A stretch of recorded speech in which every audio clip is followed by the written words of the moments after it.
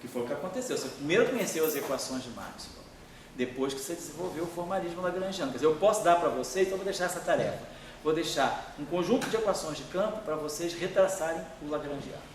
E normalmente o que se faz não é isso. Normalmente o que a gente faz é o seguinte: como a gente trabalha com princípios de simetria, a gente sempre procura, se a gente quer estudar um sistema, ver quais são as simetrias do sistema. Nós então propomos, analisando as simetrias que o sistema tem e colocamos o lagrangiano mais geral possível, compatível com aquelas simetrias. Ou seja, nós temos que escrever um lagrangiano que seja invariante sobre aquelas simetrias. Aí daí você tira as equações de campo. Mas muitas vezes pode acontecer que, fenomenologicamente, você tenha as equações de campo. Vamos dizer um problema claro de astrofísica. Você, fazendo algum tipo de análise, fazendo algum tipo de medição, por exemplo, você consegue obter uma relação de dispersão. Você consegue fazer um gráfico da relação entre a frequência e o comprimento de onda de um tipo de radiação que você está estudando. De repente, uma radiação que vem de uma certa fonte. Aí você vai analisar a relação entre a frequência e o comprimento de onda. Se você tem, na verdade, a relação entre a frequência e o comprimento de onda, ou a frequência e o vetor de onda, né? Ou então, se a gente quiser botar isso aqui, módulo de K, que é lambda 2π sobre módulo de K, você tem uma relação de dispersão. Se você tem uma relação de dispersão, na verdade a relação de dispersão nada mais é do que a equação de campo no espaço de Fourier. Então você tem uma informação sobre a equação de campo. Aí você pergunta, mas isso sai de que lagrangiano? Aí você pode, pela equação de campo, reconstruir o lagrangiano.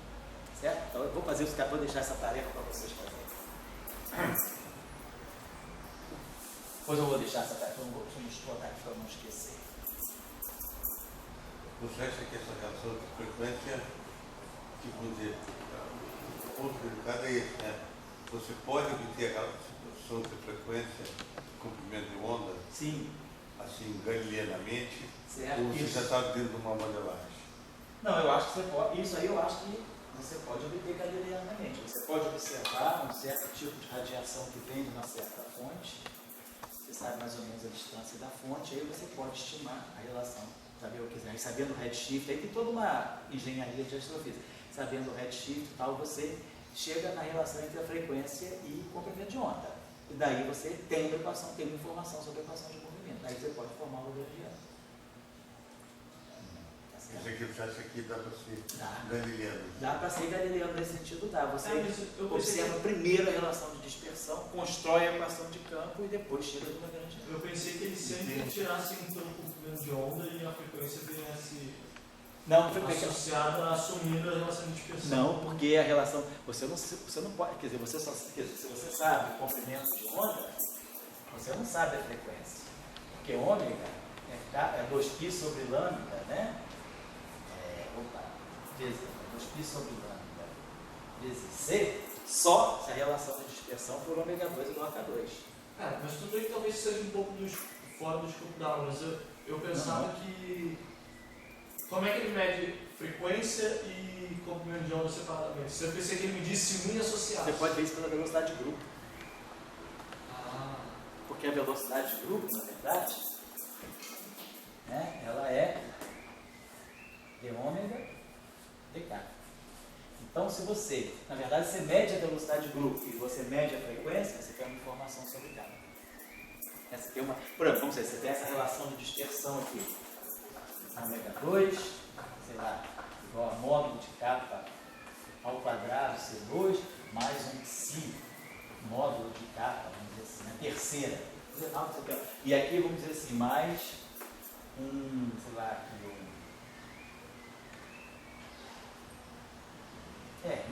quanto é isso? Você já deu essa dispersão, estou chutando, hein? Você quer tirar a velocidade de grupo. Você vai tirar aqui 2 ômega e ômega. 2 módulo de K, dK, C2. Estou diferenciando essa equação. Mais 3 psi módulo de K ao quadrado, dK. Então a tua velocidade de grupo vai ser ômega 2, né? Então, porque esse 2 aqui você pode cancelar, não botar assim 3 meios. Então você vai ter d ômega dk é velocidade de grupo. Então vamos dizer, você vai ter o seguinte, d ômega, vamos botar, d ômega, então você vai ter ômega Então, eu acho que vou fazer até o contrário aqui. Vamos pegar d capa de ômega, né? Então, vamos pegar isso aqui, vamos dividir tudo por... Vamos fazer o seguinte, vai ficar ômega vezes ômega igual, vou fazer assim, igual a módulo de capa, módulo de capa, C2,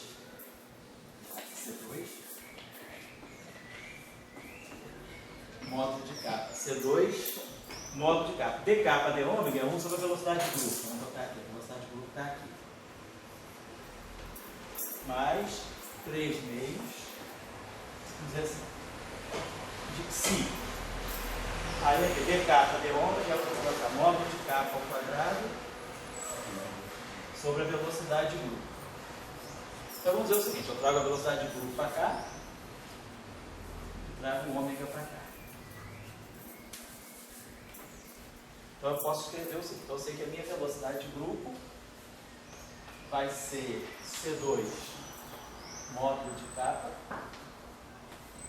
mais 3 meios de psi módulo de capa ao quadrado, você faz o que quiser, sobre ômega. Mas eu sei que em ômega é a raiz quadrada de capa 2 C2 mais psi capa 3. Agora eu sei que capa é 2π sobre lambda, então eu posso, se quiser, só baixa isso aqui é genérico, isso aqui é geral. Então eu posso substituir capa sobre 2π sobre lambda. Então eu tenho uma relação que vai me dar a velocidade de grupo em função do comprimento de onda. Então eu posso medir a velocidade de grupo e posso medir o comprimento de onda. Se você conhece a velocidade de grupo, se você conhece o comprimento de onda, você conhece a frequência. Então você tira tudo. Então aquela discussão que eu te mandei por e-mail da massa do grafo também deve ter feito alguma coisa. Deve ter feito isso, exatamente, deve ter feito alguma coisa desse tipo. Porque lá ele tira um limite de 10 a menos 22 eletronvolts, não é isso? É isso aí, o raciocínio é esse. Quer dizer, o que a gente tem, que é fundamental para nós, é a relação de dispersão. Com a relação de dispersão, a gente tira a velocidade do grupo. E aí, para a velocidade do grupo, se você mede a velocidade da onda, a velocidade do grupo, né? E mede o comprimento de onda, você automaticamente sabe a frequência. Certo? Mas o que é galileano? Na minha opinião, o que é galileano, Dória, o que eu entendo do que você fala, é você ir para o laboratório, para a tua observação, e você vai ter, vamos dizer, teu espectrômetro. Então você vai receber, você vai identificar uma fonte e vai pegar a luz daquela fonte. E você vai ver qual é a relação entre frequência e comprimento de onda. Você vai medir, você vai fazer um gráfico. Não, mas o espectrômetro, o que você pega? Você vai pegar você mede o comprimento de onda e a velocidade. A velocidade do grupo também você mede a velocidade do grupo. Então aí você no fundo mede a frequência. Então você pode construir um gráfico que te dá a frequência em função do comprimento de onda. O espectrômetro então te dá a velocidade do grupo Isso. e o comprimento do onda. Isso. E aí você tira a frequência. Aí você constrói a relação de dispersão. Então, quer dizer, se você quiser, você essa relação de Maxwell, ômega igual, aquela ali que você não queria agora, Sim. aquela ali. Quer dizer, você consegue ter na física Sei, o que tem? alguma relação que, digamos, que mostra que a relação de dispersão não é essa aí? Você pode olhar isso, quiser. Não, vamos dizer assim, olhando em que regimes, por exemplo, olhando analisando as ondas, analisando a radiação cósmica, por exemplo, será que você tem desvios dessa relação? Em que condições você observa? Isso. Tem. Você tem casos em que você tem desvio dessa relação. Luz de certas galáxias, você de certas estrelas. Galileanamente, você mede o desvio, aí você vai construir um modelo que possa reproduzir aquilo. Por isso que você tem que ir além de Maxwell. Alguns desses 39 eletromagnetismos que a gente tem são baseados nisso. Você tem a relação de dispersão medida galileanamente, aí você tem a fenomenologia. Aí você vai tentar ver qual é o modelo teórico que você pode construir que te reproduza aquilo. Então é nesse sentido que é galileano. Você vai da observação direta, você vai, vamos dizer assim, da observação para papel. Pegar o Maxwell. Pegar o Maxwell, certo? Mas... Foi não? Não, porque eu ia pensar sobre esse assunto. Você poderia colocar também a culpa nisso dessa relação de dispersão, talvez não modificando o máximo, mas modificando o gravitação para distância maior diferente, colocar uma teoria FDR. Claro, claro. Tem mais de uma maneira de Ótimo. Não, sem dúvida. Aí você tem várias coisas. Você pode botar, por exemplo, termo de curvatura ao quadrado, aí você pode botar torção. Não, é porque a minha pergunta é se esses objetos estão perto o suficiente para isso. Porque todas essas teorias FDR teriam para distâncias maiores. Distâncias maiores, Então, se essa observação for... eu acho que essas teorias... Não, eu acho que essas teorias de FDR você tem um cutoff na faixa de 1.2 megaparsec, né? Você tem na faixa de 1 megaparsec, a partir daí você pode colocar. Não, eu estou preocupado porque essa observação deveria ser de objetos próximos, né? Qual, essa aqui? Essa observação aí, eles têm que, para motivar Maxwell, seria só se fosse... Para motivar Maxwell, sem dúvida, sem dúvida. Modificar. Não, se você quiser modificar Maxwell, tem que ser distâncias grandes. Para distâncias grandes? Porque se você tiver com distâncias tipo, maiores que megaparsec, aí você já está vendo a repulsão gravitacional, você já pode estar vendo contribuição de energia escura. Não, justamente, mas é isso que eu estou falando. Para você tirar esses efeitos e falar que sua observação, você tem que mudar a Maxwell, você tem que ver alguma coisa que está perto o suficiente para você falar. Primeiro, os efeitos não contam. Claro, primeiro você tem que ver, reproduzir o background de Maxwell e depois ver os efeitos em cima de Maxwell. É isso mesmo. O que eu queria falar? Eu queria falar isso aqui. Então vamos dar uma olhadinha nessas equações aqui. Vou retomar essas equações. Rotacional. Então daqui a pouco eu vou dar um intervalo, tá, gente? Vou tchau, quem é? Essa cor aqui está pegando bem? Essa cor me dá a impressão. Vocês enxergam bem essa cor? Daqui dá para ver bem. Dá para ver? Porque o José verde? Porque o José esverdeado é verde azulado. Dá para ver? Dá para ver. Então tá legal. Divergente de mais 2 de si sobre alfa.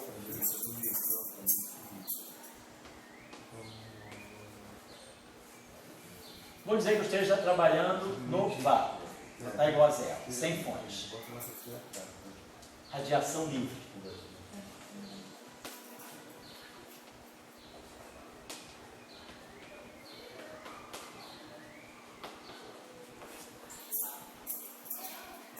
Racional de B.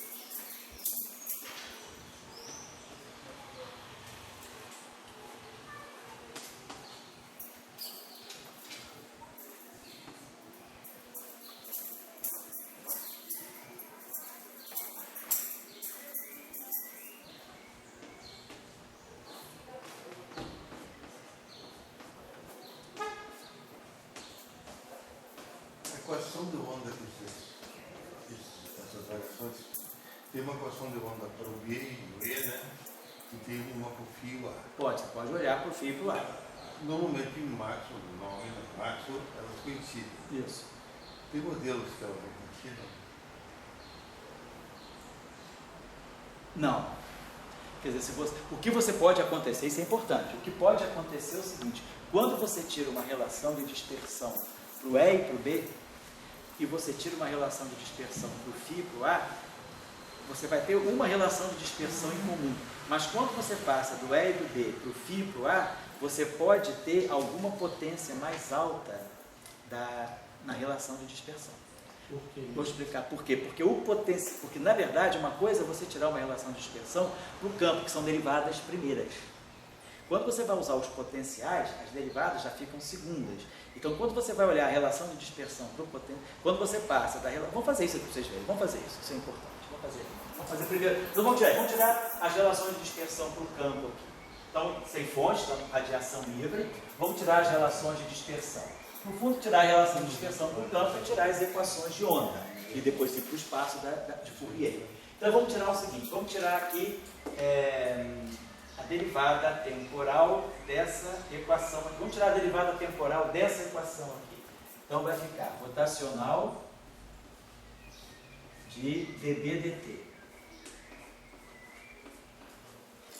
menos 2i alfa sobre C2 dA dt. Igual uma flauta mesmo, lá nas escalas mais elevadas, tá? Tá vendo? Crinado, pô. Tá vendo que vem em que tom que ela tá tocando? Pera aí.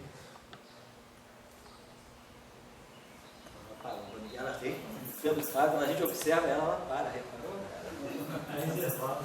Reservada, exatamente, é uma artista tímida, né? Tá ótima ela, pô.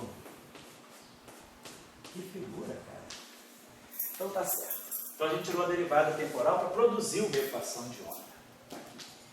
E então a gente já produziu o D2. Aqui, ó, agora, rotacional, opa, dBdt é menos rotacional de E. Aquela equação de Faraday-Lentz não muda. A gente viu divergência de B é igual a zero e rotacional de E menos dBdt. Então aqui eu posso produzir aqui menos rotacional de E. Então vai ficar menos rotacional de E. Para poder ficar tudo em função do campo elétrico. Tá certo. Agora, deixa eu apagar aqui. Agora eu vou poder apagar isso aqui, que a gente já está estudando esse caso particular.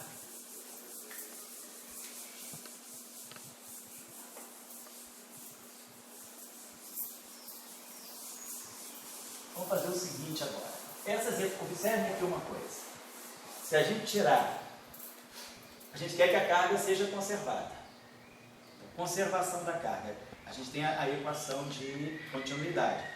Então, se a gente quiser, vamos fazer o seguinte, vamos tirar a derivada temporal dessa equação e a divergência dessa equação. Então, tirando a derivada temporal da primeira equação, só para a gente ter uma ideia aqui, sei que eu posso apagar também.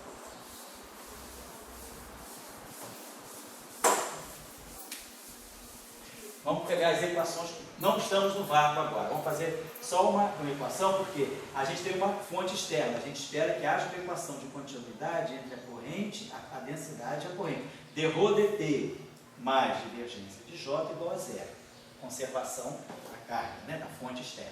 Então vamos tirar a derivada temporal da primeira equação. Vai ficar divergência do dEdt. Mais 2π sobre alfa dφ dt igual a 1 sobre ε0 dρdt. E vamos tirar a divergência da última equação. Divergência do rotacional de B é zero. Vai ficar menos 2π sobre alfa menos 2π sobre alfa C2 divergente de A. Divergente disso, ficou menos aqui. Divergente de E é igual a 1 sobre C2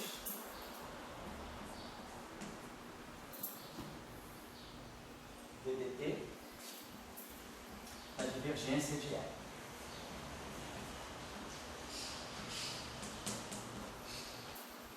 Mais I0 divergência de J. Agora, então, quando eu somar essas duas equações, vou somar essa equação com essa. Somar as duas equações. Tá? Então, aqui aparece divergência de dEdt, né? Vou multiplicar essa equação aqui por C2, ó. Vou multiplicar a segunda equação por C2. Então, vou tirar esse C2 daqui, vou tirar esse C2 daqui e vou botar esse C2 aqui. Mais C2 vezes. Então, multipliquei a segunda equação por C2. E aí aqui aparece divergência de dEdt e aqui aparece ddt da divergência de E. Esses dois termos estão do lado direito, eles vão se cancelar. Vai ficar isso mais isso igual a isso mais isso. Então, vai ficar 2α sobre 2π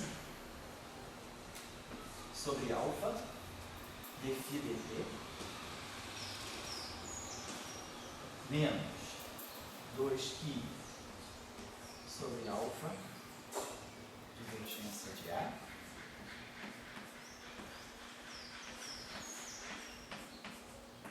igual a esse C2 vezes 0 é 1 sobre ε0. Então eu vai botar aqui 1 sobre ε0 na evidência. E vai ficar dρdt mais a divergência de J. E aí eu quero que isso aqui seja zero, conservação da carga. A equação de continuidade que expressa a conservação da carga. Então a gente ganha uma relação aqui. A gente ganha aqui divergência de A. Então essa equação aqui é uma equação que é uma consequência das equações de campo. Eu iterei as duas equações de campo e obtive essa equação. Então, como ela é uma equação consequente, ela é chamada de relação subsidiária, ou equação, ou condição subsidiária. Então, a condição subsidiária é isso aqui igual a zero. Então, nesse caso do campo de de Broglie e Proctor, né, a condição subsidiária é que os dois potenciais estejam relacionados por essa equação. Então, eu tenho que a divergência de A, então, no fundo, a divergência de A, então, vou botar isso aqui igual a isso. Então, isso aqui igual a isso. E aí os alfas se cancelam. E os dois também. Então isso aqui põe uma relação, no fundo, né, que é então daqui a gente tira que a divergência de A é Q sobre Xi, Xi sobre Q contrário, ddt de φ. Que bom. Então vamos acrescentar essa equação aqui, porque ela não é tão aparente, mas ela é uma consequência. Então esses dois potenciais, se a gente quer esse nosso sistema descreva conservação da carga, então o φ e o A não são tão soltos, não são independentes. A gente tem essa condição subsidiária aqui. Então a gente tem se φ ponto menos Q divergência de A igual a zero.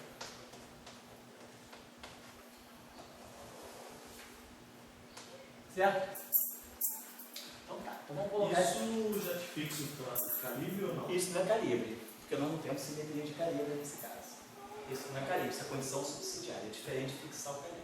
Porque nesse caso nós não temos simetria de calibre. Se você fizer uma mudança de calibre, o E não muda, o B não muda, mas o φ muda e o A muda.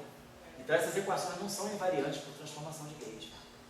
Então você não tem mais calibre, você não tem mais que fixar calibre, você não tem mais simetria de Gauge. Já fixou de cara nas equações de campo. Não, você não fixou, você perdeu, você quebrou a simetria de calibre. Não existe simetria de calibre. Se você fizer uma transformação que fininha é φ mais d alfa dt e a linha é A menos gradiente de alfa, essas equações não são invariantes. Então, no caso de de Broglie e Proctor, você quebra explicitamente a simetria de Gauge. Então, não tem simetria de calibre, você não tem que fixar nada porque ela não existe. Simetria de calibre é fundamental. Ela é fundamental se o campo... Ela é fundamental para o campo de Maxwell. Não nesse caso. Certo? Fala? Mas a simetria de calibre implica a conservação da carga elétrica, a conservação da carga. A simetria de calibre não, ela é uma consequência. Mas ela está associada. Na teoria de Maxwell, a conservação da carga elétrica ela é consistente com a simetria de calibre. Sem simetria de calibre, você não teria conservação da carga. Mas no caso de Proctor aqui, você quebrou a simetria de calibre, mas você pode estar dizendo, como por exemplo no caso do eletromagnetismo, no supercondutor, você quebra, você tem uma descrição de de Broglie e Proctor, você quebra a simetria de Gauge, mas você não quebra a simetria da conservação, você não quebra a conservação da carga elétrica. Então, num supercondutor, na fase supercondutora, a carga elétrica é conservada. Só que você agora não escreve mais por Maxwell, você escreve por de Broglie e Proctor, no sentido de que se você pensar em Ginzburg e tal, você tem fótons massivos. E aí você não perde a conservação da carga, mas você perde a simetria de calibre, mas em compensação você ganha essa condição, certo? Legal? Tá claro o conceito mesmo? Tá, uma simetria de calibre implica a conservação da carga, mas a conservação da carga não implica. Não necessariamente. Por exemplo, aqui você tem conservação da carga, né? Tem simetria de calibre. Porque no caso de Maxwell, automaticamente, como não tem esses termos aqui, então as próprias equações de Maxwell elas implicam a simetria de calibre. Que implicam a conservação da carga. Tá? Agora aqui não, aqui você tem conservação da carga, mas não tem simetria de calibre. Certo? Então o caso de Broglie e Proctor é tipo assim, é uma espécie de um contra-exemplo daquilo que você falou. Pois não? Desculpa, eu não entendi. Eu lembro que você, para chegar na última equação, você fez Essa sem última? fontes. Qual delas? Aqui? Sem Eu fontes. somei essas duas equações. Sim, mas é sem fonte? Oi? É sem fonte? Oi? Sem fonte? Não, as fontes estão aqui, justamente a fonte é conservada. Por isso eu botei aquele termo igual a zero. Só porque você começou falando de sem fonte. Aqui eu expliquei bem. Aqui eu falei, ó, vamos fazer o seguinte agora. Vamos retomar as equações com fonte. Que eu estava fazendo aqui, vou apagar aqui. Eu só perdi como. Tá, não tem problema, vamos fazer de novo. Se você se perdeu, alguém lá no Ceará pode ter se perdido também.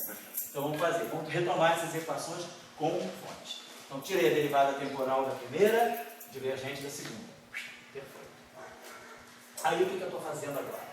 Somei as duas equações. Então quando eu somo essas duas equações, esse termo aqui se cancela com esse termo aqui. Então ficamos com isso aqui. 2π sobre alfa φ ponto. Menos 2π sobre alfa divergência de A. Igual. Aí aqui, isso aqui é 1 sobre μ0 ε0, então a gente fatora 1 sobre ε0 dρ dt mais divergência de A. Então as fontes estão aqui. Só o que eu estou dizendo é que as fontes, essas cargas, elas são conservadas. Há uma conservação da carga. Então a fonte está presente, mas a gente ganha aqui a equação de continuidade. Então, claro que eu corto algo, você quer igual a zero, então fica psi ponto dentro de divergência de igual a zero. Então você está assumindo conservação de carga. Estou supondo conservação. Estou dizendo que a fonte, a carga elétrica não perdeu a conservação. Você está acoplando o teu campo a uma carga que é conservada. Está claro para você?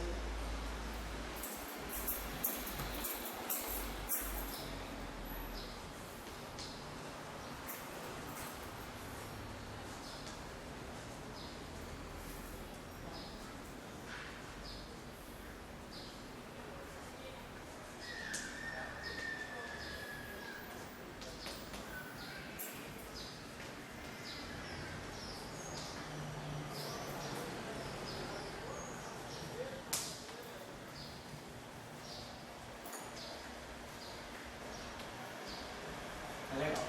Então a gente tem essa chamada relação, condição subsidiada. Então vamos substituir aqui, né? Então a gente está fazendo essa equação aqui, de ADT rotacional de E, tá certo. Então é isso mesmo, né? Eu tirei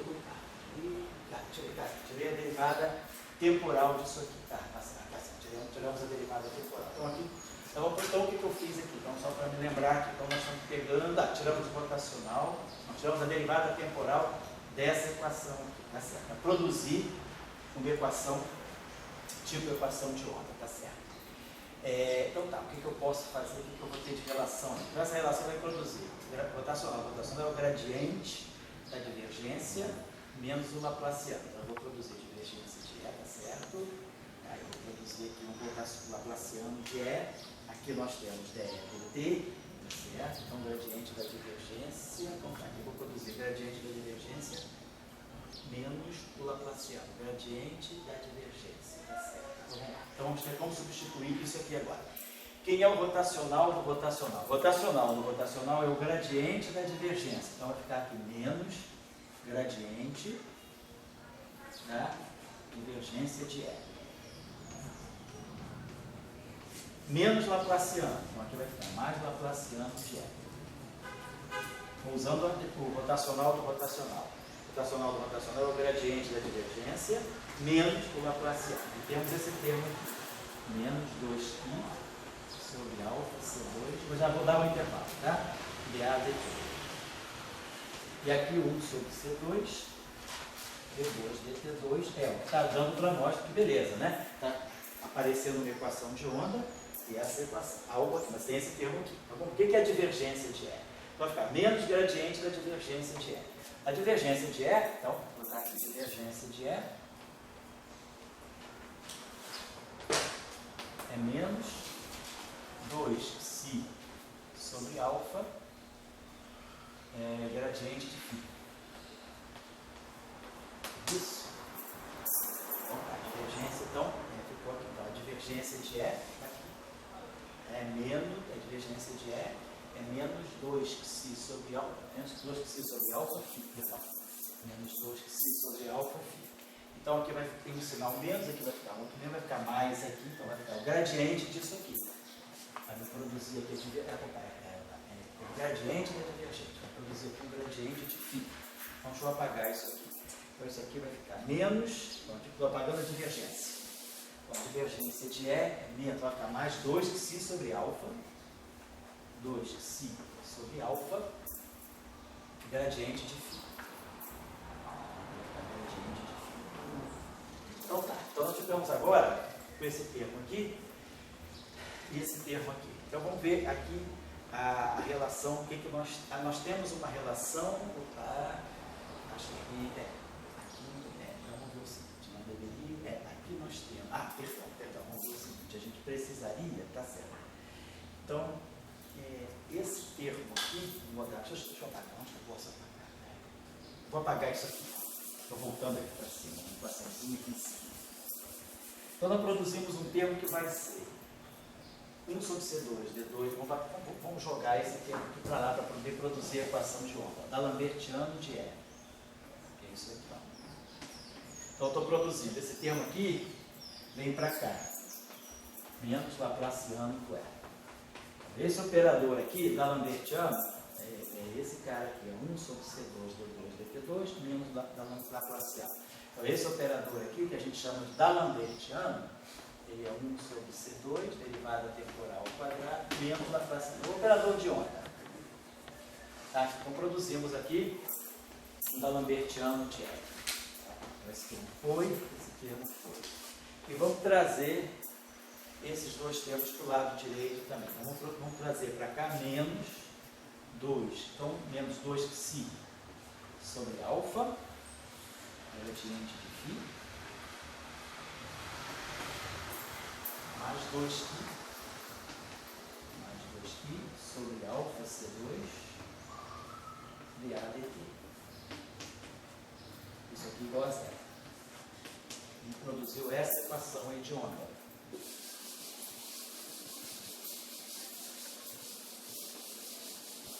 Então nós temos aqui uma equação, isso aqui é a equação de onda relativística, né? 1 sobre C2, D2, DT2. Esses dois termos aqui, a gente vamos fazer o seguinte, vamos fatorar isso aqui, posso fatorar aqui, vamos botar aqui um 2π, vamos escrever esse termo, isso aqui como sendo menos 2π sobre alfa, gradiente de φ. E aqui vai ficar menos C2 sobre menos C2 sobre π vezes φ dA dt. Estou escrevendo esse termo aqui assim, ó. Fatorei isso aqui, ó, menos 2π sobre alfa. Aí ficou aqui gradiente de φ, e aí esse termo tem que reproduzir esse aqui. Esse menos cancela, dá um 2. Psi com psi cancela, fica C2, né? Aqui está aquele C2 aqui. O C2 fica no denominador. 1 sobre psi C2 tem. Só botei livre, só fatorei isso aqui. Então esse termo aqui tem que dar esse, fica mais 2 π. O que se cancela e fica alfa C2, tá? Então ficou isso aqui, esse termo aqui, eu pude escrever desse modo aqui. Tá? Agora, isso que está aqui seria, não é? Desse coeficiente aqui, seria um campo elétrico. Se nós tomarmos, né? Se a gente tiver essa relação aqui é importante, vou colocar isso aqui para vocês. Que sobre π C2, sobre πc2, vamos dizer assim, igual a menos 1. Então, por que dessa relação? Porque tem a seguinte questão. Essas equações do jeito que estão aqui, elas são livres, né? Não impusemos em nenhum momento princípio assim, que elas sejam compatíveis com a relatividade. O que eu estou querendo dizer para vocês é o seguinte: essas equações aqui, para elas, quer dizer, existe uma condição para essas equações serem relativísticas. Qual é a condição para essas equações serem relativísticas? É essa condição aqui, vou explicar por quê.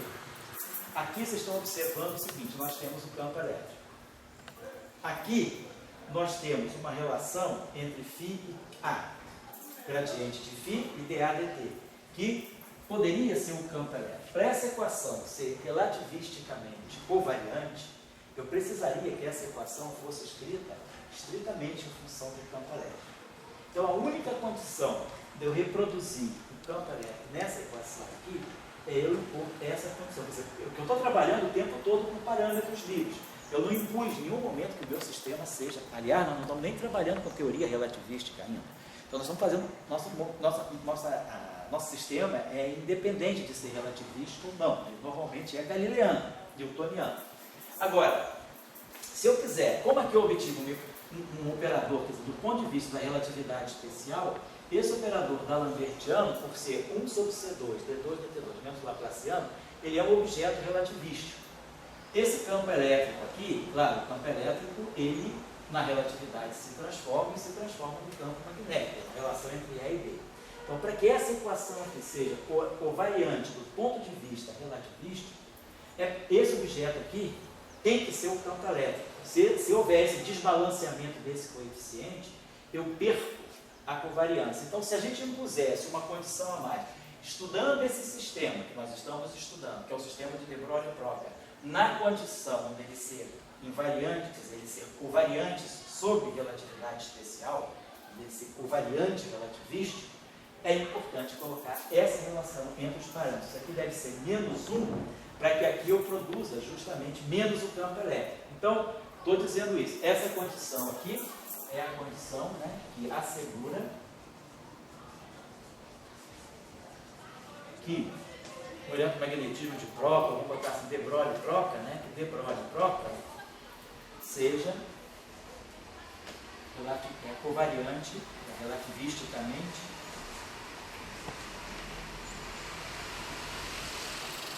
covariante.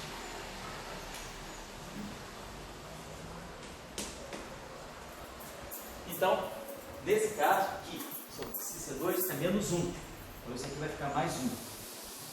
Vai ficar mais. Deixa eu colocar isso aqui, para não esquecer essa condição.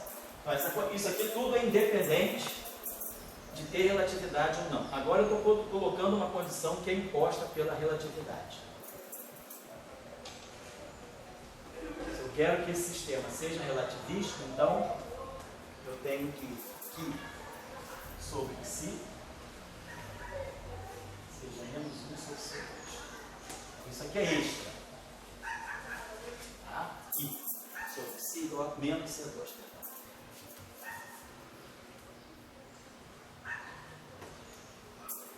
Certo? Então, isso aqui está dando menos o campo elétrico. Vai ficar mais 2 si sobre alfa mais 2 si sobre alfa divergente, gradiente, então, campo elétrico. Igual a 7. Tá?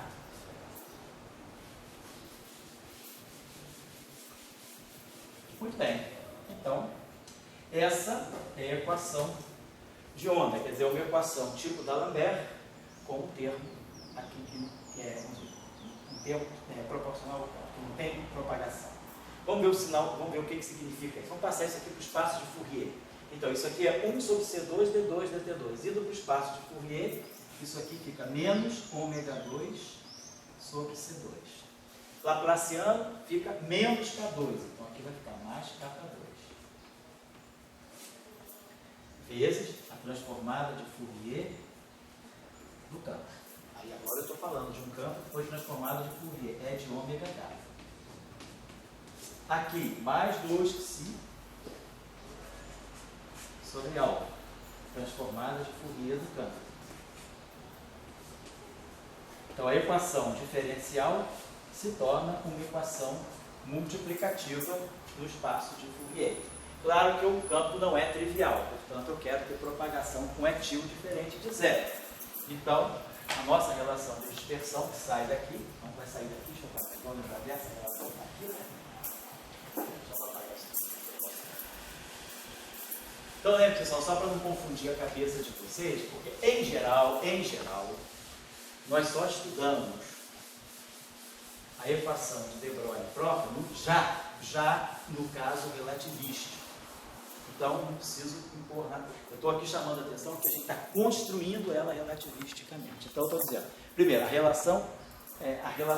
condição subsidiária, ela sai da conservação da carga, ela não tem nada a ver com relatividade. Agora, essa condição aqui se eu quiser que esse sistema seja covariante relativisticamente, que ele seja compatível com a simetria de Lorentz, então essa condição é importante. E aí, o que eu estou dizendo é isso aqui. Aqui precisa aparecer um campo elétrico para essa equação ser covariante de Lorentz, porque aqui é um D'Alembertiano, um escalar. Isso aqui é o campo E. Então, isso que está aqui tem que estar na mesma representação do grupo de Lorentz que o campo E. Então, o único jeito de colocar um campo E aqui era fazer aquele coeficiente igual a menos 1. Então, essa é a nossa... Deixa eu deixar essas equações aqui. Vou apagar aqui, só para não sobrecarregar o quadro, vou apagar aqui.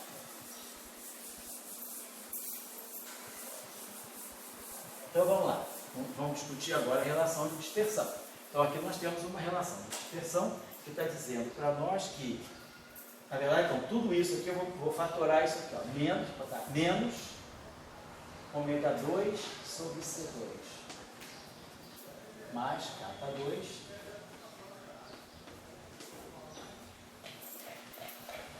mais 2π sobre alfa é igual a zero. Essa é a relação de dispersão. Então, a gente tem que ômega 2 é igual a K2C2, que é Maxwell, que é puro Maxwell, mais o termo de correção, mais 2π sobre alfa C2. Então, essa é a nossa relação de dispersão. Quer dizer, aí eu posso pedir a vocês, tire uma velocidade de grupo daqui. Tirar a velocidade de grupo aqui. Aí o nosso amigo Luiz Felipe é doutor no assunto, só derivar, já fez gráficos, já fez até espalhamento ponto com isso aí, mas é tirar essa relação de dispersão. Lembrar que agora a relação entre a frequência e o comprimento de onda mudou. E agora, quer dizer, se eu quiser colocar aqui o comprimento de onda, então essa relação aqui vai ser ômega 2 igual a 4π ao quadrado C2 sobre lambda 2. Mais 2π sobre alfa C2. Então, a relação, se eu quiser calcular a relação entre a frequência e o comprimento de onda, não é mais ômega igual a 2πc sobre lambda, tem um termo novo. Aí eu posso, tarefa, quem quiser tirar, tira a velocidade de grupo, no caso de De Broglie e Broca, aí no caso de Broca, só tirar a velocidade de grupo, tirar o ômega em função de K, não importa. Bom, o que eu quero chamar, vou dar um intervalo, antes de chamar o intervalo, só quero chamar a atenção o que nós vamos discutir aqui. Então, nós vamos discutir a relação de dispersão, que está aqui, interpretar, então, o que tem esses parâmetros que se olham, qual é a relação, o que esses parâmetros estão querendo significar para nós. E depois vamos ver a relação de dispersão para os potenciais, tá bom? Vamos dar um intervalo, são 6h10, a gente retoma 6h25, tá bom?